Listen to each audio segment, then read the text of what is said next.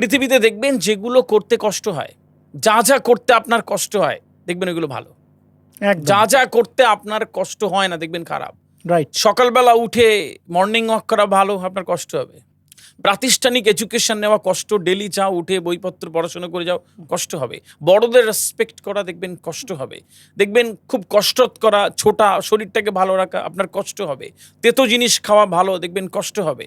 যে জিনিস খারাপ ওগুলো সব সহজে হয়। গান শুনবেন, কানে হেডফোন দিয়ে শুনুন না, কে বারণ করেছে? হেভি, কোনো কষ্ট নেই। ঘন্টার পর ঘন্টা ইনস্টাগ্রামে রিলস সরাচ্ছেন, দেখবেন কোনো কষ্ট নেই, তাই না? তো যেই জিনিস করতে কষ্ট হবে ওইটা ভালো। এই কষ্ট করা জিনিস যদি একটা সার্টেন টাইম করা যায়, তাহলে তার অবস্থান সুন্দর হয়। এই 20 কোটি মানুষের মধ্যে যে সময়কে গুরুত্ব দিয়েছে, প্রাতিষ্ঠানিক এডুকেশনকে গুরুত্ব দিয়েছে, যা খারাপ লাগে সেগুলো মনের বিরুদ্ধে গিয়ে করেছে, সে বড় হয়ে যায়।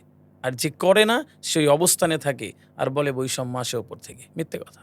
একদম একদম একদম দারুণ দারুণ একটা কথা। আসলে বৈষম্য উপর থেকে আসে না, আমাদের কর্মের মাধ্যমেই ডিসাইড হয় যে আমরা কোথায় যাব এবং কোথায় পৌঁছাবো। পৃথিবীতে